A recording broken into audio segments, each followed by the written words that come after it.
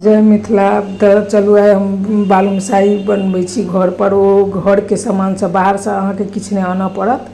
तो देखियो हम 2 कटोरी मैदा ल लेलहुँ हैं आ घी घामल घी लेब आ घी के हल्का हाथ से मिलेबै, मतलब एकदम रगड़ रगड़ के जे मिलबै छियै ना से नहीं, हल्का हाथ से मिलेबै।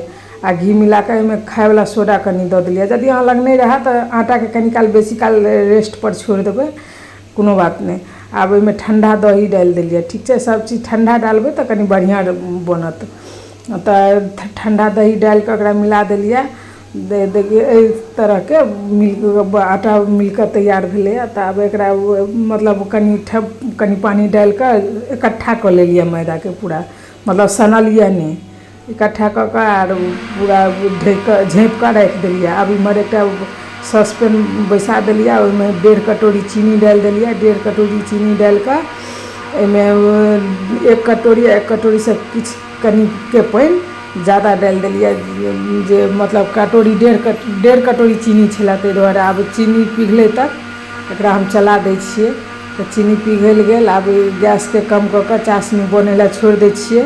चाशनी इमहर बन रहल अछि, ताबे तेल इमहर बैसा दै छियै। तेल बैसा के आर गैस एकदम कम रह देबै, नहीं तो कि हैत तेल गरम बेसी भऽ जायत तऽ मुश्किल भऽ जायत, कारण बालूशाही नहीं अच्छा बनत बढ़िया। तो देखियो मैदा हमर अथी रेस्ट पर छलै। अब एकरा देख ले बना लै छी बालूशाही एक एक कऽ के। तो एकरा फिर से अथी कऽ के बालूशाही के बना लेलहुँ हैं बढ़िया से।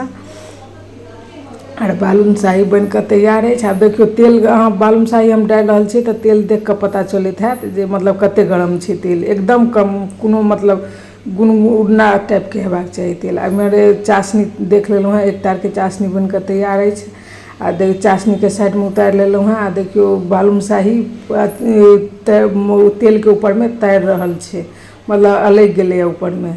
तब एक एक कऽ उल्टा ले लिया। एक बेर यदि बालूशाही देबै तो अहाँ के 20 से 25 मिनट लग जायत ओकरा पकबै में, कारण टाइम लै छै बालूशाही, गैस एकदम कम रहै छै तहन ना अंदर तक पकतै। तब एकरा उतारि लेलहुँ हैं। चाशनी एकदम उंगली साहस करे तेहन चाशनी हेबाक चाही, नहीं तो बालूशाही पूरा नरम पड़ जायत।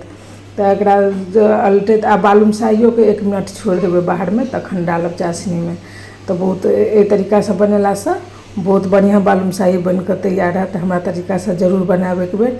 आर दीपावली छै तो जरूर से बनाओ। अब हम प्लेटिंग कऽ लै छियै। यदि हमर वीडियो नीक लगे तो अहाँ सब बनाओ, खाओ आ लाइक सब्सक्राइब जरूर से करब। अहाँ सब लाइक सब्सक्राइब नहीं करै छी, थैंक यू।